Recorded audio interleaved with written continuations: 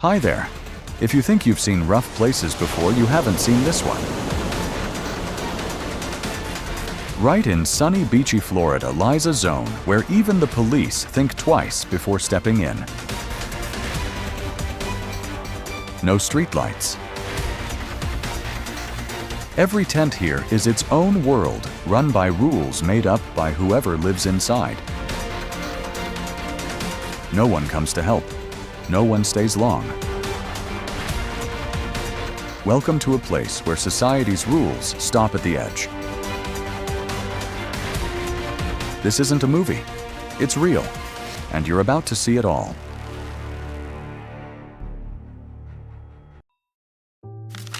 Number 1. A danger zone in paradise. Smack in the middle of one of America's most popular tourist destinations is an area Miami's government has labeled high surveillance priority, not for weather or traffic risks, but because of the sheer number of unhoused people. In 2023, nearly 3,500 individuals in Miami-Dade County were recorded as lacking stable housing, about 60% of them living completely unsheltered. Areas like Overtown Wynwood and downtown near the Federal Bus Station have become major gathering points. From a distance, it might just look like a few run-down blocks, but up close, the signs of systemic failure are everywhere.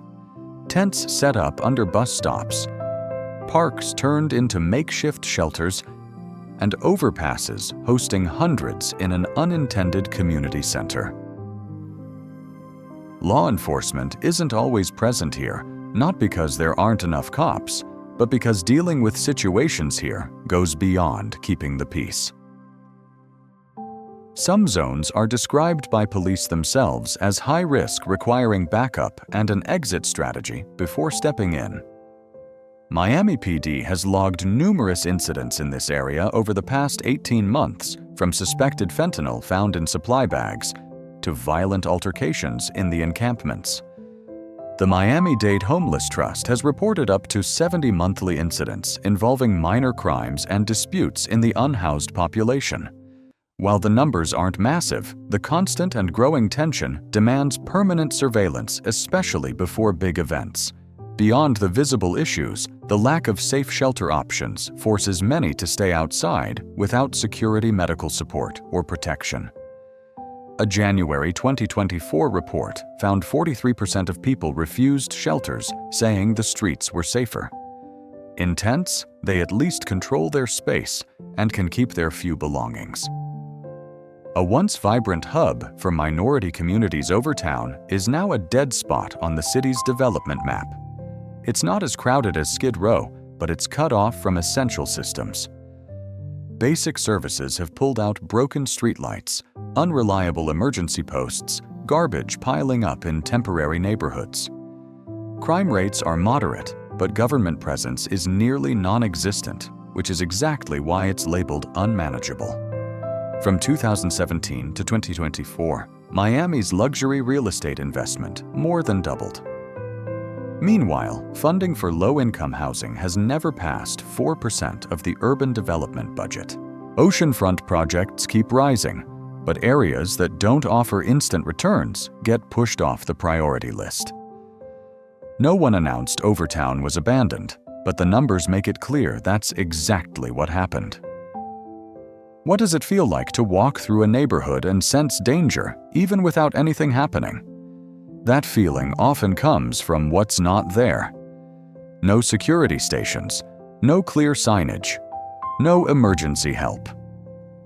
When public investment drops below a minimum threshold, any place can default to being labeled a risk.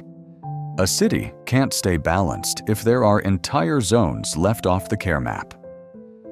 The real question isn't why it got so bad, but why these places stay the same through budget cycles, mayoral terms, and urban reform programs that never seem to mention them. They're more worried about people being homeless and where they're living at than people committing crimes. Where do you sleep at night? Wherever I lay my head is home. I working for jobs, making good money. Number 2. A distorted history. In places like Overtown, the past isn't buried in abandoned buildings.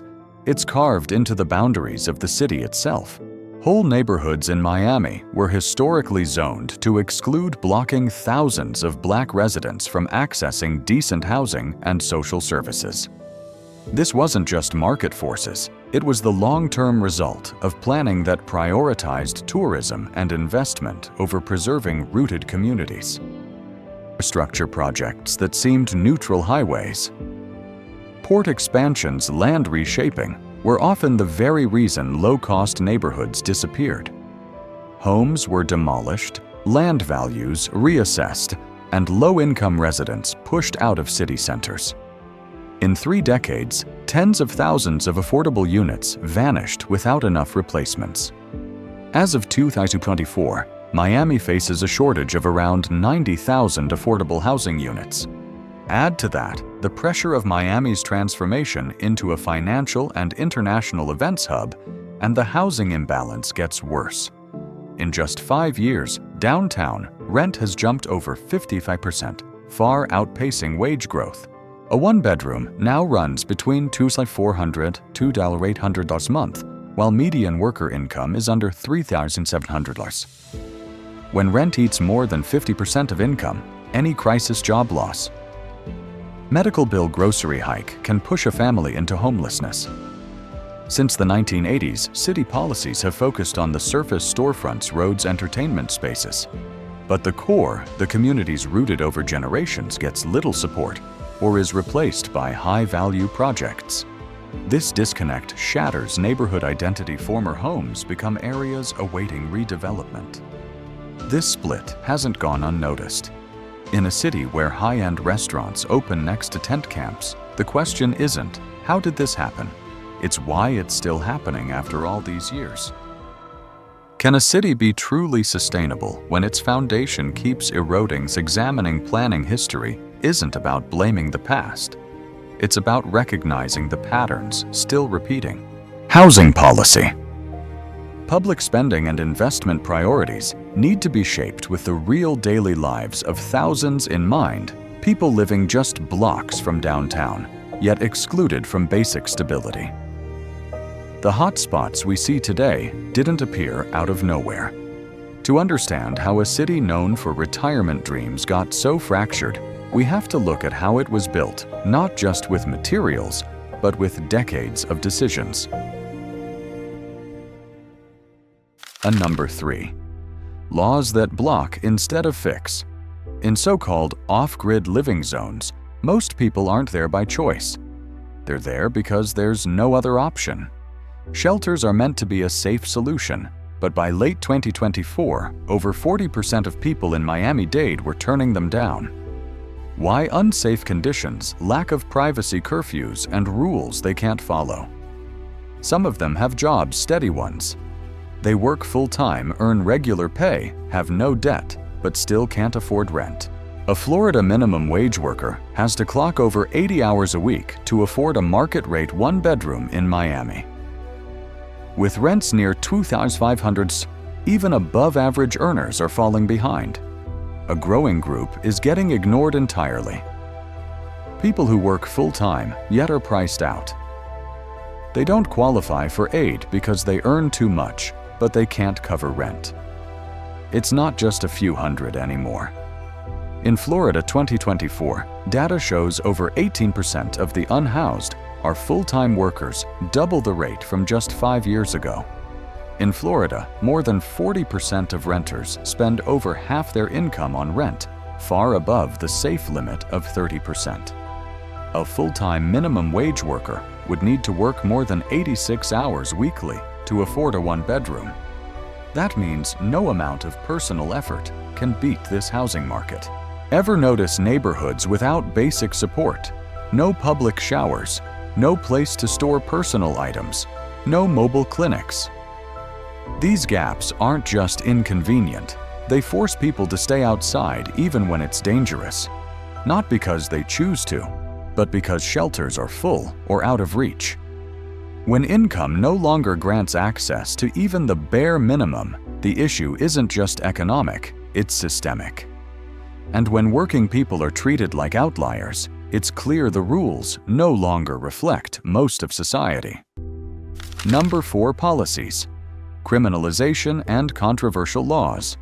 As Florida's housing crisis deepens, some cities are shifting from aid-based policies to administrative enforcement. A new law, effective in early 2024, allows local governments to fine people for sleeping in public spaces, setting up tents, or camping on public land. This law doesn't just change how homelessness is treated, it also opens the door to lawsuits between residents and local authorities if it isn't strictly enforced. These crackdowns are happening even though shelter space hasn't caught up to demand.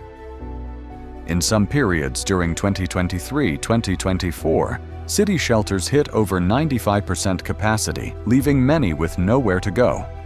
Still, the law imposes penalties, even on those who can't find alternative shelter. One of the clearest contradictions is using administrative punishment as the primary tool for managing unsheltered living. Under Florida's HB 1365, starting in 2024, camping or sleeping in public without permission is banned, even though shelters are consistently overloaded. A violation on someone's record can later block them from housing opportunities, jobs, or support programs. A quiet cycle forms.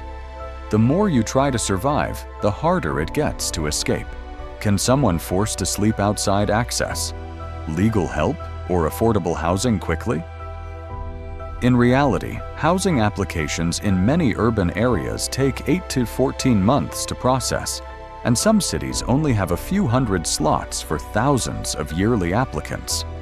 In the meantime, people with no other option break the rules just to survive, putting up tents, sleeping on benches, or using public space incorrectly. Over the past 3 years, more than 65 U.S. cities have either passed or tightened bans on sleeping outdoors instead of expanding shelter capacity. These moves are often framed as protecting the city's image, but their long-term impact is minimal. Someone evicted from a park might reappear on another corner within hours without real solutions. Enforcement just shifts the problem around. When survival is criminalized, policy stops being a tool for social order and becomes a barrier between people and the help they need. And in that space, daily existence turns into a constant negotiation between regulations and basic human needs. Number 5. The invisible killer in the homeless community. In many unsheltered zones around Miami, signs of a silent but severe public health crisis are everywhere. In the past 3 years, opioid-related emergencies, especially those involving fentanyl, have surged mostly among people with no regular access to healthcare. Fentanyl now appears in over 70% of emergency responses involving serious reactions in central Miami. Its rise isn't just due to its low cost, it spreads quickly through unregulated sources, often catching users off guard. One of the most dangerous gaps in the support system is emergency healthcare access for people without formal addresses. With fentanyl overdoses rising fast, distributing naloxone, a drug that can reverse opioid effects, is a matter of life and death. But in many Florida cities, the nearest naloxone distribution point may be 2 to 3 miles away from major encampments. Things get worse when ID is required to receive it, something most unsheltered people don't have. So who can actually access these life-saving tools? Mobile health units, often the only contact point for vulnerable groups, are understaffed, inconsistent, and don't run on fixed schedules.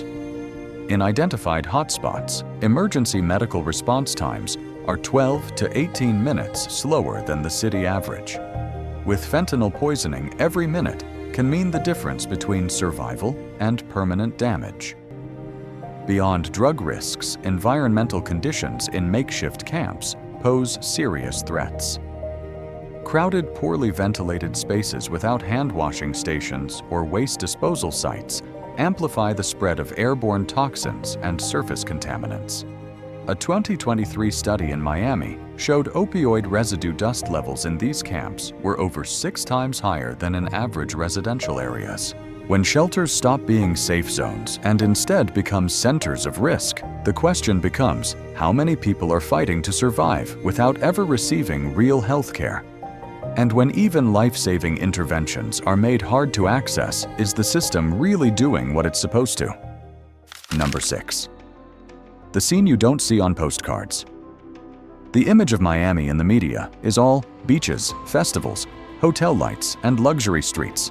But less than 10 minutes from the tourist strip, you'll find temporary communities of people never mentioned in travel features. Highway shoulders, nameless mini-parks, and open lots within redevelopment zones have become long-term living spaces for hundreds. It's not just about the location, it's how society reacts to these areas. Busy streets suddenly see less traffic when tents appear. Nearby stores report fewer customers. Surveillance cameras double in number. Instead of working to improve conditions, the usual response is avoidance or a push for quick police action. When support is replaced by surveillance and services by enforcement, isolation stops being a side effect. It becomes the norm. The lack of public toilets, trash bins, or water access in areas where people clearly live is undeniable proof that there is no integration plan. These individuals exist off the grid, not on the service map, not in the budget. Promotional material shows a bright, clean, energetic city. But just blocks away, another ecosystem thrives, one where people live on the fringe of public space, which was never designed to include them. What's really happening in places no tour guide takes you to with no signs and almost no mention. Number 7. This isn't an exception anymore. What's happening in Miami isn't unique. Fragmented city design, a shortage of affordable housing, and the rise of off-grid living are showing up in cities across the country. A familiar pattern is emerging: rapid downtown redevelopment, surging rents, and support systems that can't keep up. In a West Coast metro area, more than 4,000 unhoused people live within a 2-square-mile area, denser than many neighborhoods. Nearly 60% of them have part-time or freelance jobs, but their wages haven't kept pace with skyrocketing rent. Meanwhile, a major financial hub nearby has turned a once busy transit center into a years-long tent encampment, tightly controlled, yet almost completely unsupported. At the federal level, funding for transitional housing and rental assistance has stayed flat for over a decade, even as need has surged. By 2024, spending on affordable housing made up less than 2% of the national budget. From 2020 to 2024, average urban rent rose over 30%, making the gap between incomes and real costs even harder to bridge. When the same outcomes repeat across the map, displacement, instability, survival struggles, it raises a blunt question. Are we seeing the fallout of an urban model designed to exclude? And if we don't restructure those priorities at the root, what happens in one city today will happen in another tomorrow. Number 8. Temporary isn't stable. Some recent policies aim to expand affordable housing and help low-income residents access stable homes. State-level funds for mixed-income developments combining market rate and low-income units have seen a modest rise over the past 3 years. Favorable loan programs and incentives for worker housing have been rolled out in several cities. But compared to rent hikes and growing wait lists, these efforts are still small-scale. In many urban areas, applications for subsidized housing outnumber available units by more than 7 to 1. Wait times can stretch from 12 to 30 months. In that gap, the unhoused rely on makeshift solutions, often unsafe and unsustainable. Some cities are converting abandoned buildings like old hotels or unused properties into temporary housing. This repurposes land and cuts construction time. But running these spaces is tough: budget shortfalls, limited staffing, and failure to meet updated long-term housing codes create major setbacks. Beyond resources coordination is another issue. The lack of a unified plan means scattered efforts rarely make a real dent. Many programs still operate in emergency mode, treating symptoms instead of building long-term stability. Meanwhile, administrative costs eat up a big chunk of project budgets. Plenty of strategies and plans have been announced as game changers, but between reports and budget lines lies a simple question. Are these policies actually improving lives or just making the crisis look better? Number 9. Growth without fairness. When a city can host global conferences, lure investors, and welcome millions of tourists each year, while thousands live in parking lots or under bridges, it's not a contradiction. It's a system with clear priorities. Those who don't fit into the current development plan get pushed out of sight. This didn't happen overnight. It started with reasonable-sounding decisions, a tract capital revamp downtown rezone for faster growth. But over time, small imbalances grew into massive gaps, too big for quick fixes. Miami's housing crisis isn't just a local issue. It's a mirror reflecting deep flaws in modern city-making. A place once marketed as the final stop for peace and sun is now a starting point for a cycle of housing loss, unstable work, and survival struggles. What's happening isn't a sudden shock. It doesn't crash the system. It is the system. When short-term decisions pile up into long-term consequences, cities can keep growing without ever addressing the instability under the surface. Life in the places left off the travel brochures doesn't start with a choice. It starts with what's missing: housing, help opportunity, and sometimes even attention. What's unfolding in Florida isn't just a local reality. It's a lens into the layers of crisis woven into today's urban life. If this story helped you see a familiar city differently, drop your thoughts below. Every comment is part of a conversation we believe needs to happen. Hit like if you support independent content. Share if you think this topic deserves attention, and subscribe to NVL Travel Documentary for more explorations of urban life, not just the lights, but the shadows too. Thanks for sticking with us to the end. See you on the next journey.